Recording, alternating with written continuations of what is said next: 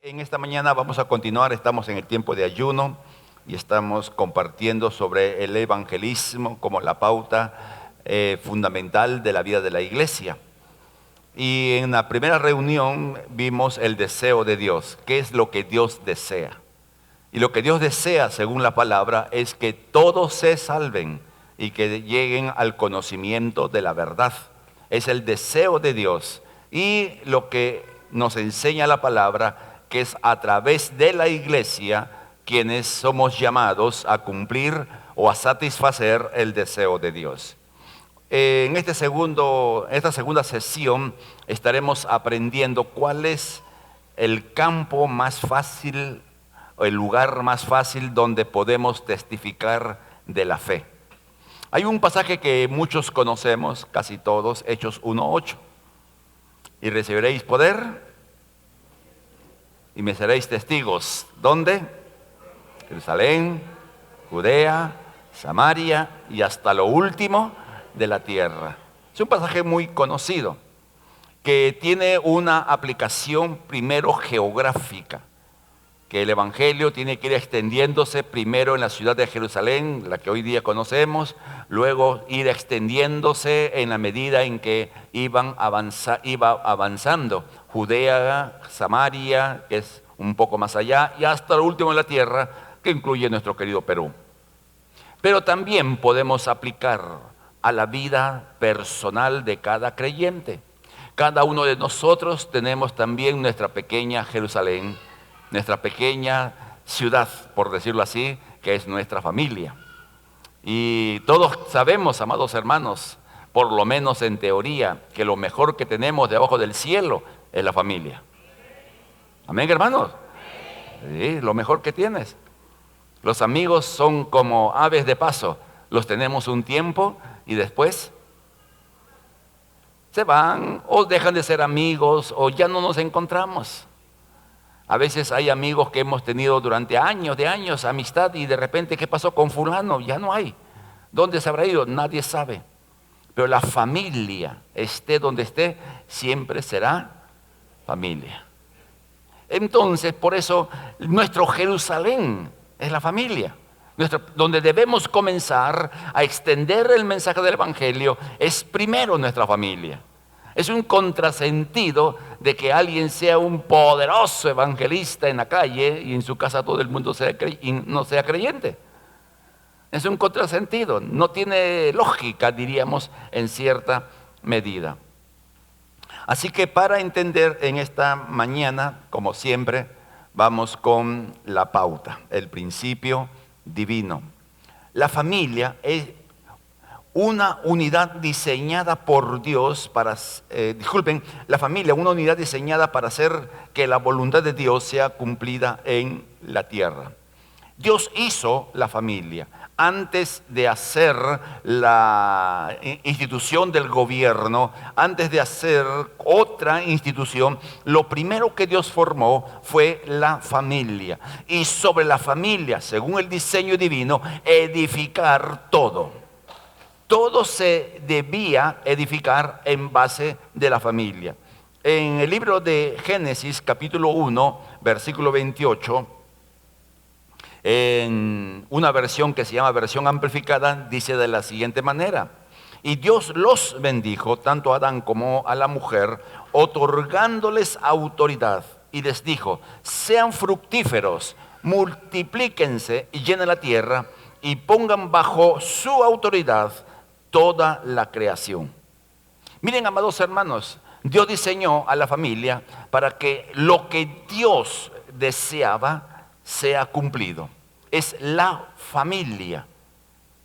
Y a través de la familia, Dios determinó que todo sea cumplido, como iremos explicándolo a través de esta enseñanza, y esperamos en Dios poder ser lo más explícitos posibles y que nos entendamos. Entonces Dios creó la familia, Dios hizo al hombre a su imagen y a semejanza, Dios hizo a la mujer a su imagen y semejanza, a los dos los bendijo y a los dos les dio la misma orden. Dios colocó a ambos en el mejor lugar que podía existir debajo del cielo, que es el huerto del Edén. Dios le dio el trabajo al hombre, un trabajo que no era arduo, el trabajo de la agricultura, pero que no iba a tener las dificultades que hoy día tiene cualquier trabajo en términos finales. Y Dios le dio al hombre la mujer perfecta. Y Dios le dio a la mujer el hombre perfecto. Amén. Adán disfrutó, no sabemos cuánto tiempo, disfrutó de la perfección de la esposa, como las damas de la I de Callao.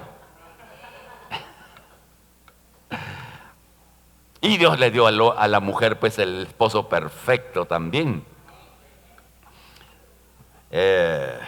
Bueno, dejémoslo allí. Si no, vamos a entrar en otro tema que no tiene que ver con lo que estamos apuntando. Entonces Dios diseñó. Ahora conocemos muy bien qué es lo que ocurrió. Génesis capítulo 1 y Génesis capítulo 2 nos da todo el marco de lo que Dios deseaba para el hombre y la mujer, para la familia. Pero Génesis 3 ocurre la introducción del pecado. El pecado es una realidad que se introdujo en el sistema que Dios había creado. Pero algo que tenemos que captar, queridos hermanos, el pecado no cambió el diseño divino para la familia. Si el pecado hubiera cambiado el diseño divino, entonces Dios no sería Dios porque sus planes estarían cambiando. Si el diseño de Dios hubiera sido dañado de manera irreversible por causa del pecado, sencillamente Dios no sería tan poderoso como para establecer planes que permanezcan. ¿Qué hizo el pecado? El pecado afectó de manera significativa. El pecado dañó de manera significativa. No cambió el diseño, pero sí lo afectó de una manera muy especial. En Génesis 3:16, en la versión que estamos usando, la Biblia ampliada, dice: entonces Dios dijo a la mujer: voy a hacer que tengas muchos problemas, aumentando tu dolor durante el embarazo. Implica que antes de la caída en pecado, el embarazo hubiera sido suavecito, sin náuseas, sin vértigos, sin, ¿qué más? Sin lo que ustedes, queridas hermanas, han pasado en su maternidad. Ahora miren, el diseño afectó, el pecado afectó el diseño, pero no lo cambió. La mujer iba a tener hijos, según lo que Dios había establecido. Y cuando des a luz tus niños, tendrás mucho dolor. Desearás tener control sobre tu marido, pero él te gobernará a ti. Miren, amados hermanos, eso es lo que la Biblia dice, queridos hermanos. A mí no me miren con mala cara, ni los hombres ni las mujeres. Pero miren, este es el efecto del pecado. O sea, el deseo de la mujer de controlar a su marido, pero al final el marido gobierna. Efecto, consecuencia del pecado. ¿Qué significa esto? Que no es diseño divino, es consecuencia del pecado. ¿Se deja entender, amado hermano? El deseo de la mujer de tener el control sobre su casa no es diseño divino. El que el hombre gobierne a la mujer no es diseño divino. Entonces, implica necesariamente, amado hermano, que el diseño fue afectado, pero siguió teniendo los propósitos divinos. Y eso es la batalla de los siglos hasta el día de hoy. Es una realidad, querido hermano, en muchos lugares del mundo, en nuestro querido Perú también, esta batalla dentro de algunos matrimonios. ¿quién tiene el control? Es la batalla, amado hermano. En el sentido usual que damos, ¿quién lleva los pantalones? Entonces, es un lío, ¿no?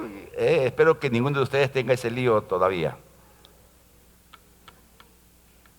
Estoy mirando ahí varios casados, varias casadas. En casa, ¿quién manda? ¿Quién manda en tu casa, hermano? ¿Quién manda en tu casa? Mejor no mientan, ¿ya? Dejémoslo allí. Entonces, ¿qué pasó con el pecado, amado hermano? El pecado afectó significativamente y de allí a través de toda la historia es lo que vemos. En segundo lugar, en del pecado, el incremento de la maldad no cambió el diseño divino. La Biblia enseña en Génesis capítulo 6, versículos 5 y 6, en esta versión amplificada: el Señor vio la maldad y depravación del hombre, que era grande, y que toda imaginación e intento de sus pensamientos eran vanas de manera continua. En Mateo 24, 37 a 39 dice: como sucedió en tiempos de Noé, así también sucederá cuando regrese el Hijo del Hombre. En aquellos tiempos, antes del diluvio y hasta el día en que Noé entró en la barca, la gente comía, bebía y se casaba. Y cuando menos esperaba, llegó el diluvio y ya conocemos la historia. La depravación, el incremento de la maldad no cambió el diseño divino. ¿Por qué, amados hermanos? Porque miren, Dios vio la maldad del hombre, pero encontró un hombre justo. ¿Cómo se llamó? Noé. ¿Y qué hizo Dios con Noé? Le dio una orden. Dios le habló a Noé: construye un arca y mete allí, ¿a quiénes? No, pues ¿por qué dicen los animales primero? Primero su familia. Ay, Dios mío, ustedes son colosales. A tu esposa, a tus 3 hijos y sus 3 nueras. Miren, amados hermanos, ¿cuál es el diseño divino? La familia. Si solamente había un justo, debió haber salvado a Noé y por lo menos pues ya a su esposa. Pero nuevamente Dios quiere que su voluntad sea cumplida a través de la familia. Que su perfecta voluntad, lo que Dios desea que se haga a través de una familia. Así que lo que tenemos acá, y todos tenemos una familia, por cierto, pero apuntando a quienes son casados, usted es como Noé. A través de su familia, Dios quiere que su voluntad sea cumplida en esta tierra. Sigamos. El entorno no cambia. Esa cita está mal, Génesis 6 no es. Conocemos la historia de Sodoma y Gomorra, ¿no? Creo que todos conocemos y sabemos la depravación que hubo en la ciudad de Génesis 19, disculpen. Corrijan, por favor, Génesis 19, del 12 para adelante. Todo el capítulo en términos finales. Veamos un poquito qué cosa ocurrió. Sodoma y Gomorra son ciudades conocidas por su depravación sexual. Una depravación increíble, increíble, donde el pecado sexual era cosa normal. Como que no llamaba la atención que haya cualquier tipo de pecado en esas ciudades, Sodoma, Gomorra y otras ciudades que estaban aledañas. Entonces, ¿qué hace Dios? Dios decide salvar a Lot, que en medio de la ciudad él vivía. Él vivía en Sodoma. Él miraba todos los días lo que era común ver en esa ciudad. Su esposa y su familia vivía en ese entorno de corrupción absoluta. Horrible debía ser, amado hermano. Dice la palabra de Dios que Job afligía su alma viendo la maldad de los de Sodoma. ¿Y qué cosa hace Dios? Dios envía ángeles para que saquen ¿a quién? Lot y su familia. Uno se pone a pensar, ¿quién le mandó a Lot vivir en Sodoma? ¿Quién le mandó?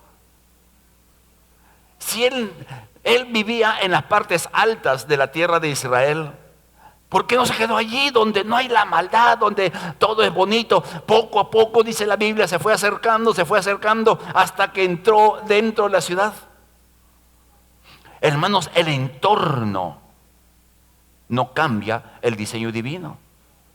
O sea, podemos ver, amado hermano, cada día que la familia como una unidad está siendo atacada. El incremento de divorcios crece geométricamente. Los matrimonios, o sea, los casamientos ya no son el pan de cada día. Es casi, digamos, de vez en cuando estamos viendo parejas que formalizan su matrimonio o su relación. El convivio, el convivir es parte como normal. ¿Y qué podríamos decir mucho más de cómo la maldad en el orden sexual se ha incrementado? El ataque a la familia, nuevamente, la matanza de niños por causa del aborto, y el aborto es resultado de una relación sexual. Y la gran mayoría de abortos son causados por gente que no tiene una formalización en su vida como pareja. Es terrible, pero no cambia el diseño. Dios sigue teniendo el mismo propósito, que a través de la familia se cumpla su voluntad. Dios envió a los ángeles, como hemos dicho, y sacó a Lot y a sus 3 hijas y a su esposo. La Biblia enseña que tenía hijos. Los hijos no quisieron, decidieron quedarse y sufrieron el juicio. Entonces, amados hermanos, esto vimos, recuerdan, vimos no sé qué semana estudiamos un poquito de Lot. Entonces, Dios no cambia. Amén. Su diseño divino a través de la familia. Sigamos, hay tanto pan que rebanar entre Lot y lo que vamos a decir, pero es importante que vayamos enfocándonos para luego llegar a lo que es el corazón de esta enseñanza. Dios diseñó que el corazón del pueblo de Israel esté centrado alrededor de la familia. Es interesante, amado hermano, Israel tiene una existencia de miles de años. Y no ha perdido su identidad racial, no ha perdido su identidad religiosa. Ha tenido sus altibajos, ha tenido sus tiempos difíciles, le ha pasado de todo, le han querido exterminar desde el comienzo de los tiempos. Y en este último siglo, el siglo pasado, en las guerras mundiales, el exterminio, el genocidio contra los judíos es increíble, es inmenso. ¿Por qué Israel pudo supervivir a todas las persecuciones habidas y por haber? La familia. Es la familia lo que ha mantenido al pueblo de Israel como una unidad de raza y de fe. Y todo parte de un mandato en Deuteronomio 6, versículo 4 en adelante. Es el famoso Shema que los judíos repiten con mucha reverencia. Cuando los judíos repiten el versículo 4, ellos se cubren los ojos. Así ellos repiten, oye, oh Israel, Jehová tu Dios uno es, y tapan su rostro. Es una expresión de respeto y reverencia ante Dios cuando repiten esta verdad. Es una costumbre que ellos tienen y que tiene su explicación para ellos. Estas palabras que te mando hoy serán escritas en tu mente y corazón. ¿Dónde comienza todo? En el hombre. Hombre. Porque está hablando a un hombre. O sea, ¿quién es el que debe tener bien marcado en el corazón la palabra? ¿Quién? A ver, ¿no hay hombres acá? ¿Quién debe tener? Los hombres.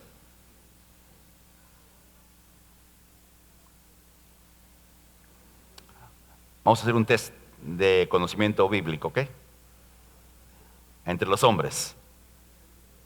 Bueno, algunos sí manejan la Biblia y saben bastante, pero ¿cuántos no hemos captado que para afectar a nuestra familia, el esposo, el hombre, es el responsable? Y sigue diciendo, les enseñarás diligentemente a tus hijos. ¿Quién debe enseñar? Según el diseño divino, el hombre. Interesante. ¿No? Y sigue diciendo esta versión, impresionando los preceptos de Dios en sus mentes y penetrando en sus corazones con sus verdades. Y hablarás de ellos, los mandamientos, cuando te sientes en tu casa. O sea, cuando estés comiendo. Cuando camines por el camino, sé donde tú vas. Y cuando te acuestes y cuando te levantes. Decir, amado hermano, el diseño divino es que en la familia la palabra sea dominante. Que si tenemos que tomar decisiones, ¿qué dice la palabra? Que si tenemos que hacer algo, ¿qué dice la palabra? Que la palabra sea la pauta fundamental de guía en la familia. Y que el enfoque de los padres, los hijos.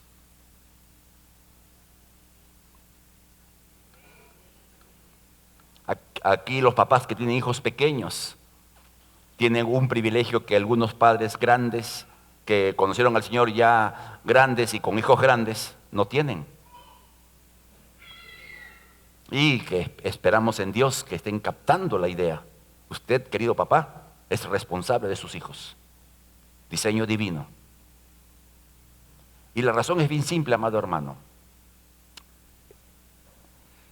Ayer ha sido un día muy interesante para mí en el sentido de que yo he estado dictando y acabé mis clases en un seminario. Y en la última clase, como dice, la baja se relaja. ¿No? Y a la última clase nos falta ya pastor, unas preguntitas por ahí, ya salen las preguntas. Y comenzamos a conversar de varios temas importantes. Y uno de ellos salió el asunto de la violencia, porque una alumna que he tenido trabaja en el Estado, en un ámbito que tiene que ver con la violencia, con todas esas cosas. No recuerdo exactamente el nombre. Y yo le hice una pregunta.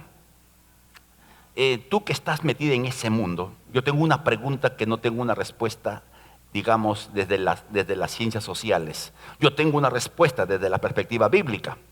De la perspectiva espiritual yo tengo clarísimo la respuesta. Pero de la perspectiva de las ciencias sociales, ¿cuál es la respuesta? Y le digo, ¿por qué las mujeres, viendo lo que ven, permiten el abuso físico? Porque el abuso físico a una mujer no comienza cuando se casan, comienzan antes de casarse. Así comienza. ¿Por qué permiten? ¿Cuál es la explicación desde el ámbito social? Y me habló de un libro que había leído cuando las mujeres aman demasiado. Un título bien bonito, ¿no? Cuando las mujeres aman demasiado. Y voy a tratar de conseguirlo. Y me dice, es un estudio hecho por especialistas y han llegado a una conclusión. Las mujeres abusadas son mujeres que necesitan de alguien, son dependientes. Y la causa fundamental de su dependencia es la ausencia de imagen paternal. Interesante, las ciencias sociales confirmando lo que la Biblia dice. Confirmando. Y esta profesional me decía, miren, al final del libro, en las conclusiones, los especialistas, porque es una suma de varios especialistas, las recomendaciones: busquen a un ser superior, sea Alá, sea Jehová, sea lo que fuere. Busquen a un ser superior para que encuentren su necesidad satisfecha en ese ser superior. Por no decir Cristo Jesús, el Señor. Por eso, queridos papás, la tarea, y aquellos que van a ser papás algún día, o aquellos que están casados y todavía no tienen hijos, van a ser papás. Aquellos solteros que sueñan casarse en la voz del Cordero, no importa esas. Pero ¿cuál es el punto, amado hermano? Israel obedeció este mandato. Y por esa obediencia al mandato, el asumir la responsabilidad, hizo que Israel perdurara, que mantuviera la fe de generación tras generación. No es que hubo una generación de judíos y a la siguiente generación, bueno, más o menos, y a la tercera se perdió. No, amado hermano. Por eso, cuando veamos un poco más adelante, usted, querido papá, querida mamá, que ha sido salva por la gracia de Dios, la salvación, si bien es un asunto estrictamente personal, su vida puede afectar generaciones. Su vida puede afectar generaciones. La familia. Veamos algunos detalles más de Israel para luego entrar en lo que quisiera compartir con ustedes. En primer lugar, desde siempre el diablo ha querido destruir a la familia. ¿Cuántos recuerdan Éxodo 1 y lo que el faraón dijo a las parteras? Maten a todos los niños para destruir la identidad. El faraón, miren, queridos papás, ya que estamos hablando de familia y somos familia, queridos papás biológicos, no estoy hablando del papito, no, del papá biológico. El diablo quiere destruir a tu hijo varón. ¿A quién quiso matar el faraón? ¿A quién quiso matar? ¿Y por qué no a las niñas? Entonces, ¿cuántos tienen hijos varones? Usted debe ponerse como hijo, como hija de Dios, debe ponerse delante de sus hijos, delante de su hijo, y luchar por ellos. Amén, hermanos. Eso es lo que el diablo ha querido hacer. Y no cambia de planes.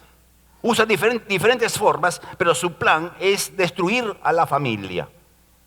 En segundo lugar, contaminó la fe al ofrecer niños a dioses falsos. Es horrible esto, amado hermano, cómo en los tiempos de los reyes de Israel, un rey ofreció a sus hijos en sacrificio a un ídolo que se llamaba Moloc. En Levítico 18 está la prohibición: no ofrecerás a tus hijos. Era común en aquellos tiempos ofrecer los hijos como un sacrificio a los ídolos falsos. Bueno, si es ídolo es falso de todas maneras. Israel, los reyes fueron quienes ofrecieron sacrificio. Era algo así, amado hermano. Si ustedes buscan en Google, lo sabe todo, y pongan Moloc Biblia, porque si usted pone Moloc sale otras cosas. Moloc Biblia, para que se enfoque en la búsqueda, y usted va a encontrar que Moloc era un ídolo sentado y con los brazos así, con los brazos en esa posición. En las faldas de donde estaba sentado ponían brasas, calentando los brazos, y ponían al niño encima de esos brazos, calentados por fuego. ¿Usted se puede imaginar, amado hermano, hacer eso? ¿Un padre que haga eso a sus hijos? El simple imaginarnos, amado hermano, nos descuadra. Pero hoy día, amado hermano, no sacrificamos a los hijos en ídolos como eso. Abrimos la ventanita de la televisión, permitimos a los hijos el internet y estamos ofreciendo a nuestros hijos lo que el internet y lo que el mundo ofrece. Usted, como hijo de Dios, no debiera permitir que en su casa se vean, y usted me han escuchado siempre esto: usted no debe ver televisión el día sábado en las tardes, porque no hay nada bueno en los canales abiertos, de línea, ¿cómo se llama? De señal abierta. No hay nada bueno, amado hermano. Ustedes no ven, pues, ¿no es cierto? Dirán, ¿de qué está hablando el pastor? Entonces, no le pique la curiosidad por ver. No le pique la curiosidad. Porque son programas que de una u otra manera denigran a la mujer y exaltan la homosexualidad como algo normal. Entonces, ahí están nuestros niños y estamos ofreciéndolos.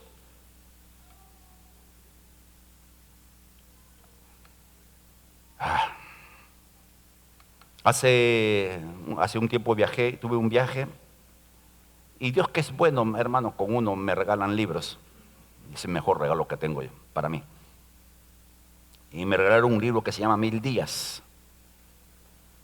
Y uno lee, y es un libro con orientación cristiana, escrito por neurocientíficos, cristianos también, y donde mencionan que los primeros 1000 días de vida de una criatura son los más importantes e impactantes, donde la estructura del cerebro se fortalece, se establece.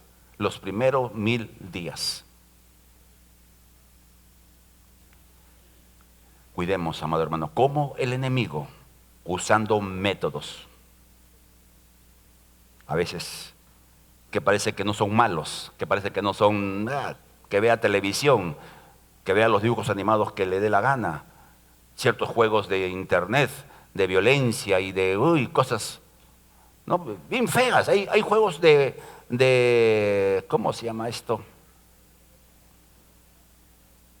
A ver. No, él nunca juega eso, sí. Pero él investiga, pues, ¿no? Él investiga.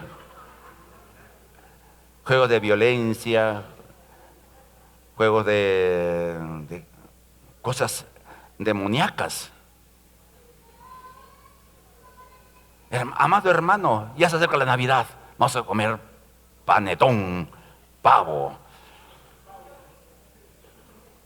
Nuestra familia tiene una tradición, y es lo que siempre decimos: la Navidad, el 25 de diciembre no nació Jesús. No se sabe cuándo nació. Entonces, la iglesia, como parte de recordar, 25 de diciembre, 24 de diciembre, y enfatizamos: la Navidad es una fiesta de familia.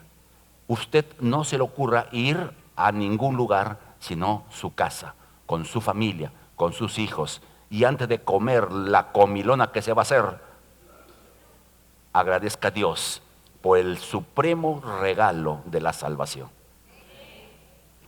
Y tenemos una costumbre: nos juntamos ahí y estamos ahí comiendo. Ya hemos hecho para esta Navidad cómo vamos a ir vestidos. Sí, bien elegantones. Dice, nadie viene con ropa común, bien encorbatado, bien fashion, como dicen. Entonces, miren, volvamos al tema, para no desviarnos tanto. En tercer lugar, en el ataque a la familia en Israel, que es casi como el ataque a la iglesia, relativizó el matrimonio, incrementando los divorcios. Israel, la nación que tenía pautas divinas, bajó las normas en cuanto a la estabilidad del matrimonio. Y miren, comenzó a haber una discusión en el mundo judío: ¿por qué me puedo divorciar de mi mujer? Entonces hubieron dos grandes escuelas o dos grandes grupos de pensamiento respecto a las razones por las cuales alguien se puede divorciar de su esposa. Entonces ahí estaban los que se basaban en la verdad de la palabra, decían: no, la Biblia dice, o el Antiguo Testamento en este caso, dice que solo y únicamente por causa de adulterio el hombre se puede divorciar de la mujer. Es la cosa indecente que la Biblia dice. Entonces eran los que estaban en la pauta y en lo que es correcto. Pero el otro grupo decía: no, la cosa indecente es cualquier cosa que a ti no te agrade. Si algo en tu mujer no te agrada, divórciate. Por ejemplo, te quema el arroz.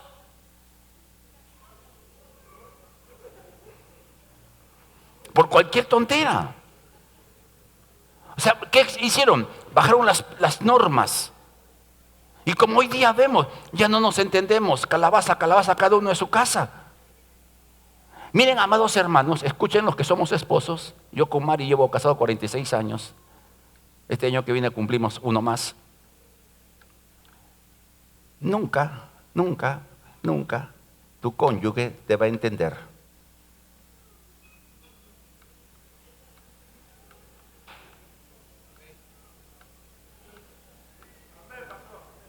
¿Ya? El soltero habla por ustedes. Amén. Ok. Entonces, eso que no nos entendemos no es válido. Es que ya no nos amamos. Estamos hablando de iglesia, ¿no? Afuera ya es otra historia. Entonces, el otro día yo estaba escuchando esto, de aquel que dice que ya no ama a su esposa. Entonces la Biblia dice que ama a tu prójimo. Es que no puedo amar a mi prójimo. Es que es una mujer que no soporto. Ama a tu enemigo. O sea,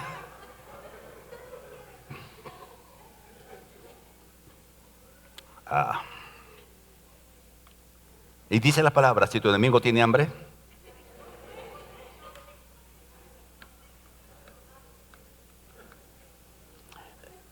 las pautas bíblicas para el matrimonio se relativizaron en el tiempo de Israel y hoy día lo vemos con mucha más frecuencia.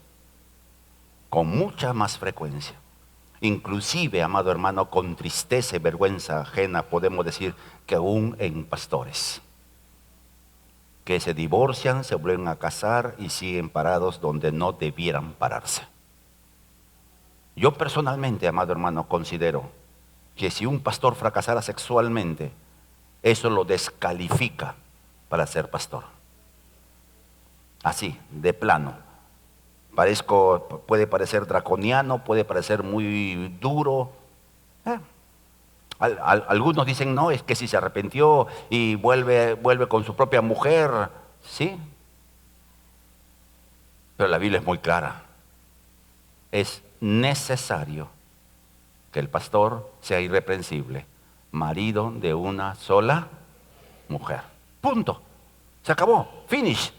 He dicho, caso cerrado. Se tenía que decir. ¿Cómo saben ustedes eso, no?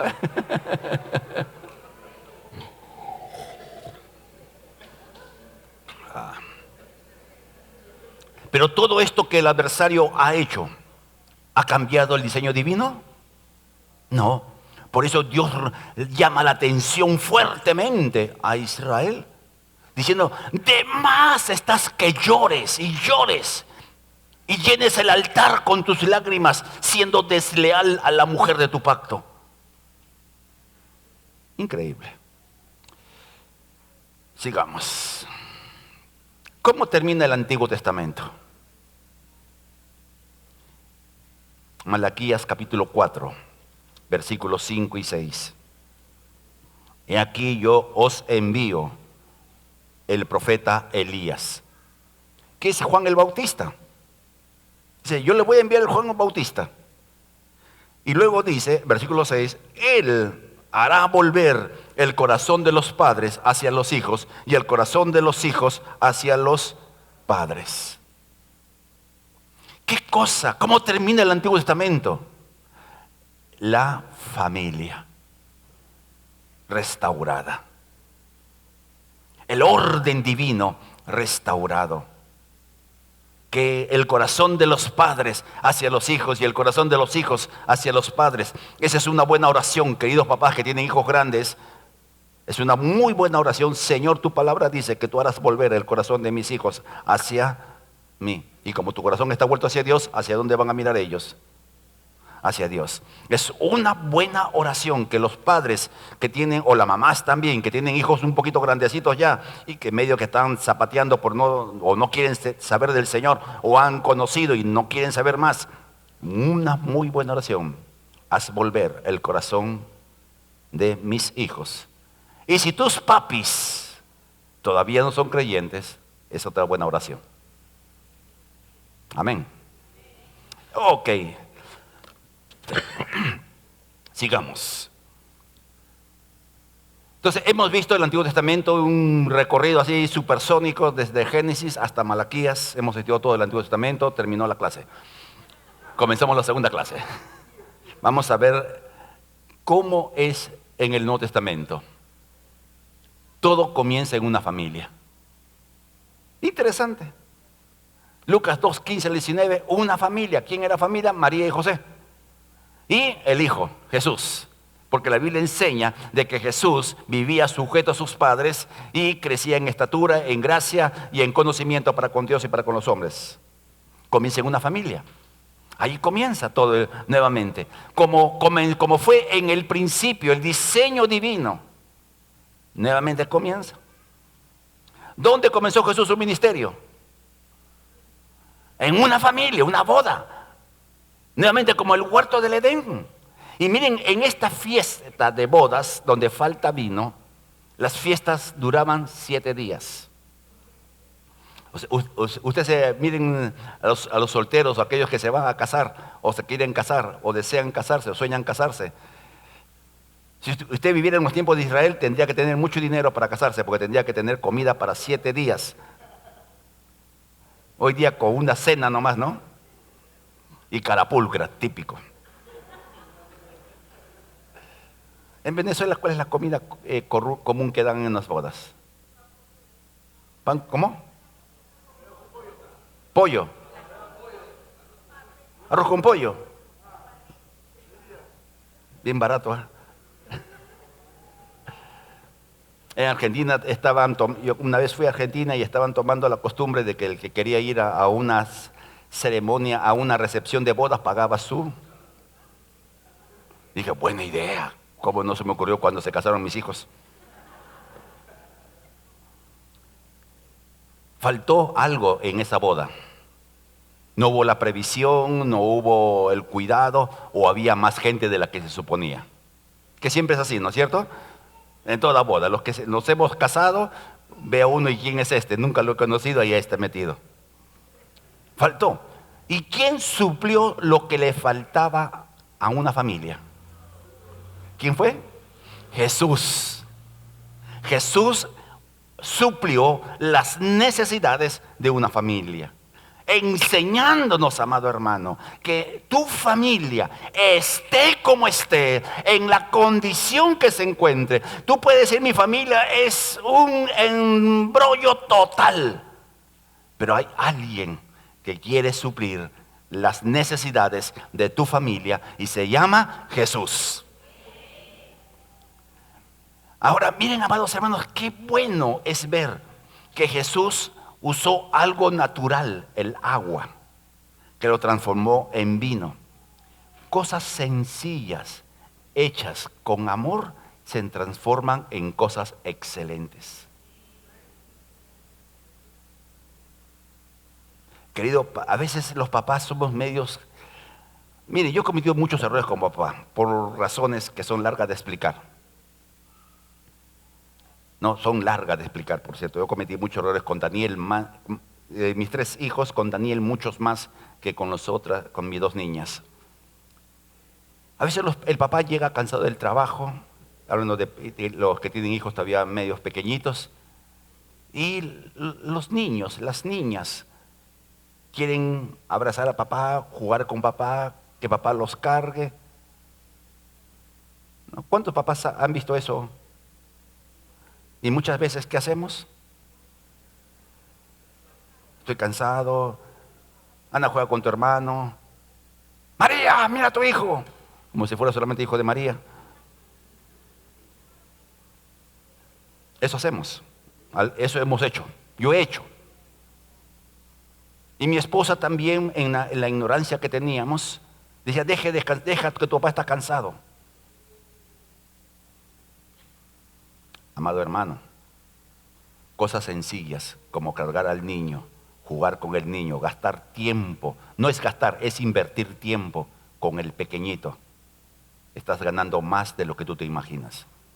Por eso llega la edad en que tu hijo ya crece y tú lo quieres abrazar y el hijo parece que le están pasando corriente eléctrica.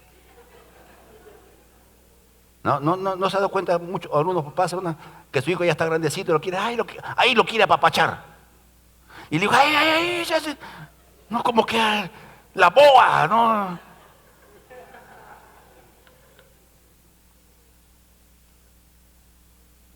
Por eso cosas sencillas Dios las transforma en cosas excelentes. Amén, hermanos. Vamos a ver algunos ejemplos en el Nuevo Testamento. ¿Cuántos recordamos lo que la Biblia enseña acerca del Gadareno? El Gadareno, un endemoniado que tenía todo un...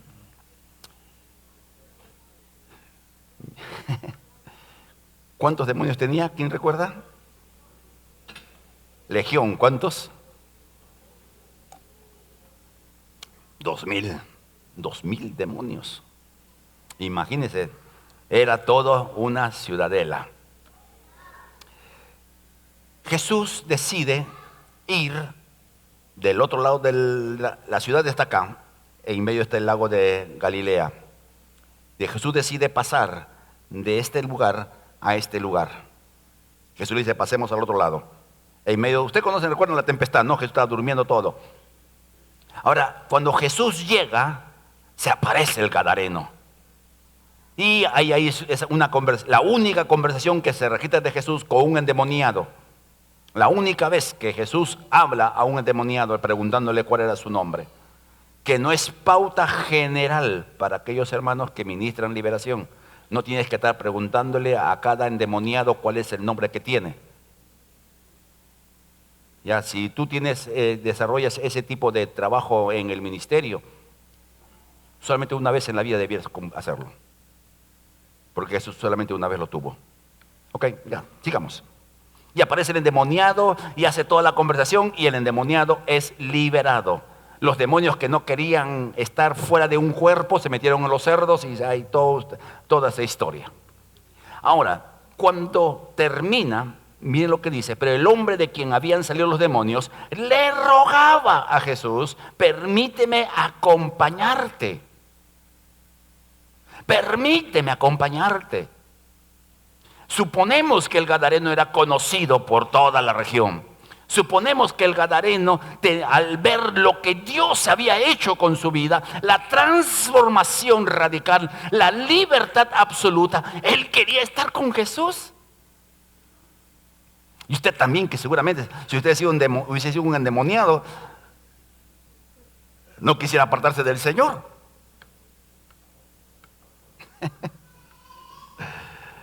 ¿Y qué le dice Jesús? Vuelve a tu casa. Detengamos un momentito. ¿Dónde tenía que ir? ¿A la iglesia? A tu casa. Y cuenta cuán grandes cosas Dios ha hecho por ti. Jesús enfoca. ¿Fuiste salvo? Ok. Ay, pastor, de mí no salió ningún demonio. ¿Eso crees? Sí, porque algunos dicen, es que yo, nada. No, amado hermano, Yo tengo una percepción, amado, hablando un poco de los endemoniados y de los demonios. Algunos de ustedes, no, del primer culto, que en este ustedes no. En el primer culto, algunos hermanos vienen con su demonio en el hombro. Y la verdad, dice la Biblia, hace libres. Cuando tú escuchas una verdad, la recibes, la aceptas y la crees, eres libre. Sin manifestaciones. Pero volvamos al hecho. Jesús le dice, anda a tu casa y cuenta las cosas que Dios ha hecho contigo. Entonces, ¿quiénes debieran ser los primeros que debieron saber que eras creyente? Dígalo fuerte, ¿quiénes deben ser? La familia. La familia es el primer foco de atención. La familia es el corazón del plan de Dios. Entonces, es triste, amado hermano, que algunos creyentes sean agentes secretos 007 en su casa. No, que cuando sale dice, ¿a dónde vas? No, voy a pasear, y se viene al templo. ¿De dónde vienes? De pasear, de dar vuelta por el mundo, más o menos como Satanás, ¿no? La familia, el corazón del diseño divino. Entonces, queridos papás, queridas mamás, ¿qué tienen que hacer en su casa? Contar las cosas que Dios ha hecho en su vida. Amén. Veamos ahora a Jesús, la perfecta obra de Jesús. Cuando Jesús muere en la cruz, restauró el diseño divino. Cuando Él dijo, consumado es, todo el diseño divino se restauró, comenzando con la familia. Todo el diseño, amado hermano, todo el diseño. ¿Dónde quería tener Dios al hombre? Siempre a su lado. Por eso dice la Biblia que Dios al mediodía entraba en el huerto para visitar a Adán y a la mujer. ¿Dónde nos tiene el Señor ahora a los que somos creyentes, a los que somos hijos de Dios? Sentados a la diestra de Dios, de Jesús. Y Jesús está sentado a la diestra del Padre. El diseño original, Dios en una relación con el hombre y la mujer. Ahora nacimos de nuevo y se restablece esa relación de tal manera que tenemos libre acceso a la presencia de Dios en todo tiempo. El diseño divino se restauró. Éramos enemigos de Dios, dice la Biblia, pero ahora somos amigos de Dios. Estábamos sin Dios y sin esperanza. Ahora nuestro Dios es el creador del universo y tenemos una esperanza viva e incorruptible, que es que Cristo viene por nosotros. Pero también se restauró la familia, tal como Génesis. Por eso en Efesios 5:20 o 5:21, Efesios 5, déjeme ver rapidito. No, es 4. ¿Dónde está? No, 5:21. Ese texto dice, someteos unos a otros en el temor del Señor. Y luego comienza con la mujer. Ahora, cuando ella habla de someterse unos a otros, en la familia, ¿quién se somete a quién?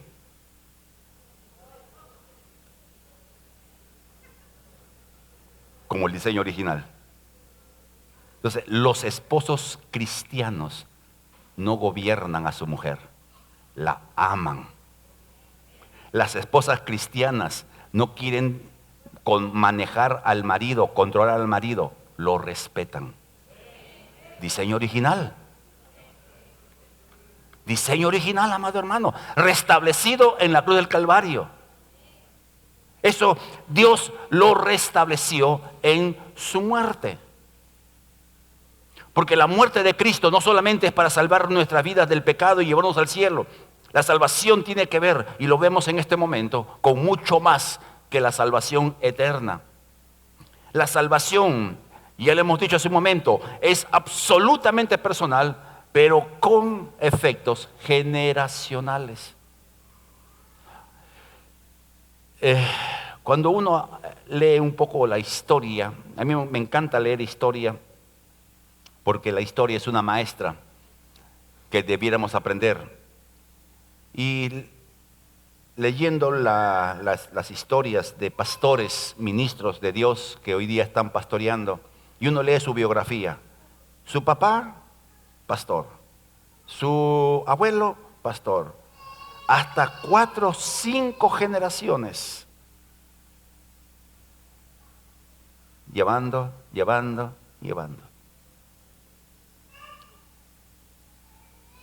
Y nosotros hemos sido confundidos pensando que la salvación es personal y si mi familia no quiere, bueno, pues que se vaya al infierno. Medio así. Pero Hechos 16:31, todos creo conocemos. El carcelero, después de ese terremoto que hubo, el carcelero se acerca, se quiere matar. Y Pablo desde el fondo le grita, no te mates, aquí estamos, todos están. ¿Cómo sabía Pablo que nadie se había escapado? Si usted fuera un preso y las paredes se caen, ¿qué haría usted? Patitas, ¿para qué te quiero? El hombre entró y hizo una pregunta. ¿Qué preguntó el carcelero? ¿Qué debo hacer yo para ser salvo? Él quería su salvación personal. ¿Y qué le respondió Pablo? Cree en el Señor Jesucristo y serás salvo tú. Primero tú y tu casa. Él no había preguntado por su familia. Él no había dicho, ¿y qué de mi esposa? ¿Qué de mis hijos? No. Pablo está marcando el diseño. Tú y tu casa.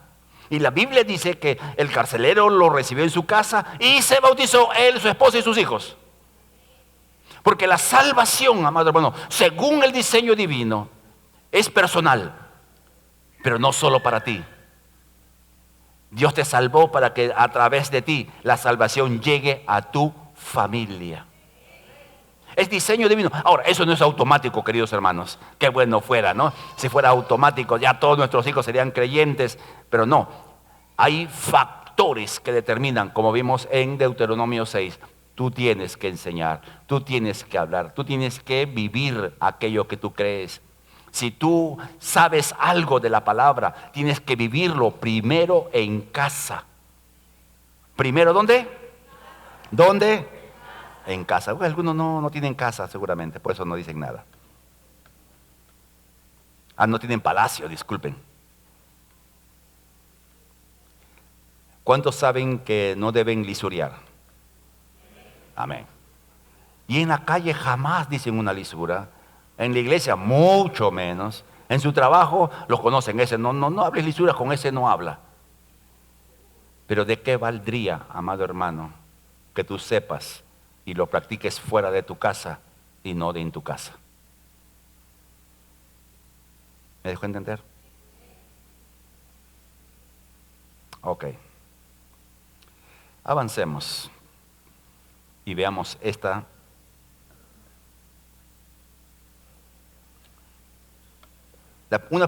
una perspectiva correcta de los diseños divinos explican el porqué de los códigos de conducta personal y de relación giran alrededor de la importancia y centralidad de la iglesia. Cuando leemos los mandatos de Pablo en las cartas de fe, desde Romanos, encontramos una parte donde se da muchos consejos de cómo deben vivir la fe.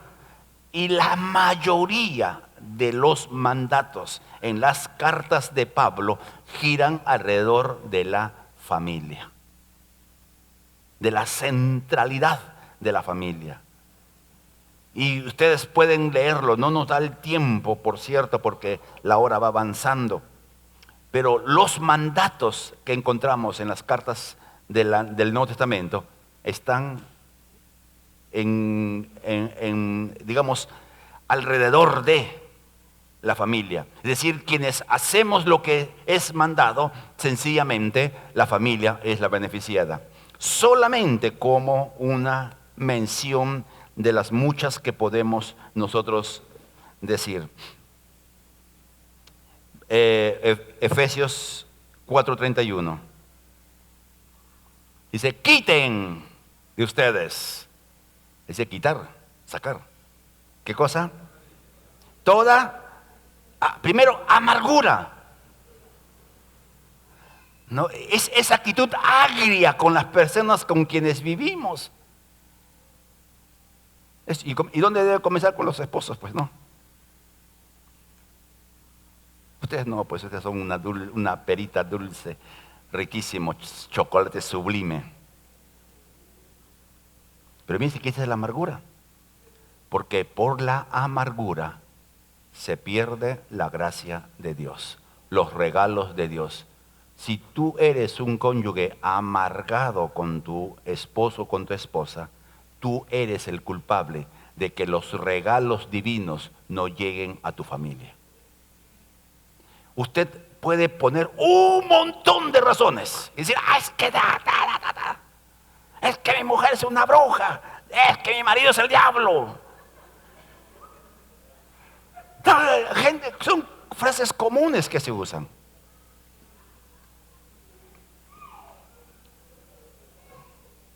Pero ¿qué dice la Biblia? Quítense toda. Y cuando dice toda, y cuando no hay amargura entre los cónyuges, ¿quiénes disfrutan? Los hijos. ¿Cuántos de ustedes ha escuchado de sus hijos decir, yo le he escuchado un montón de veces, ¿por qué te peleas con mamá? ¿Por qué te peleas con papá? ¿Cuántos han escuchado eso de sus hijos? Dos nomás. Oye, ¿ustedes no pelean o no tienen hijos? Cuando se van, sí. Eso, bueno, en casos excepcionales, ¿no? Pero de repente no te peleas con tu esposa, con tu cónyuge, delante de tus hijos. Pero la conducta de los esposos cuando se sientan a la mesa.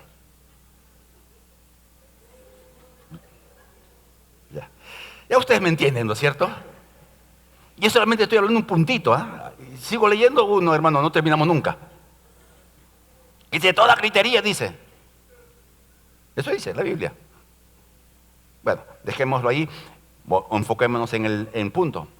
Los mandamientos como esto están enfocados en beneficio de la familia. Es Dios dándonos pautas para el beneficio de la familia. Así que cuando usted comience a leer las cartas del apóstol Pablo, usted diga, ¿qué me está diciendo que va a ayudar a mi familia? ¿Qué debo hacer para mejorar mi vida? Y mejorando mi vida y mi relación con mi cónyuge, mis hijos puedan disfrutar.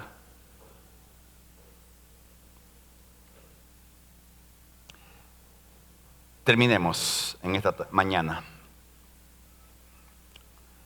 Nuestra casa es el primer factor de vivir nuestra fe y compartir el mensaje del Evangelio a fin de que la salvación se extienda en toda la casa. Tu familia es tu Jerusalén. Y Jesús dijo que vayan primero ¿a dónde? A la casa. Mi Jerusalén. O sea, tu vida, tu familia, querido hermano, es tu Jerusalén. Es tu familia. Nada más importante debajo del cielo que tu familia. Y poco importa lo que la gente piense de tu conducta en tu familia. Poco interesa que te digan los parientes, los amigos, lo que te digan. Tú estás pensando no en ti, sino en quienes van a disfrutar de tu conducta, que son tus hijos. Que es lo más importante. Que te digan saco largo, pisado, ya, que te digan lo que sea. No, que te digan lo que sea, con tal de ver la sonrisa del niño, de la niña, en dejar una huella imperecedera en nuestros hijos. De tal manera que nuestros hijos pudieran decir, yo quisiera casarme con alguien como papá o como mamá. ¿Se entiende? La familia es lo más importante. Es el corazón de todo y donde debemos vivir la fe y donde esa vivencia de fe va a hacer que nuestro entorno amen lo que tú amas. Si amas a Dios, tus hijos por inercia, diríamos, van a amar al Señor. Si tú sirves al Señor, tus hijos van a servir al Señor. De todos los que hoy día ministran, de todos los que están en el ministerio de música, todos sirven en esta casa. Sus padres sirven. Y algunos de los que están acá, sus hijos sirven. Porque es el mandato, es promesa divina, amado hermano. Es algo lindo, precioso. Las niñas que danzan, sus mamás, porque son las mamás las que cargan con mucho esta carga, te están sirviendo de una u otra manera. Dios quiere que toda tu casa sea salva.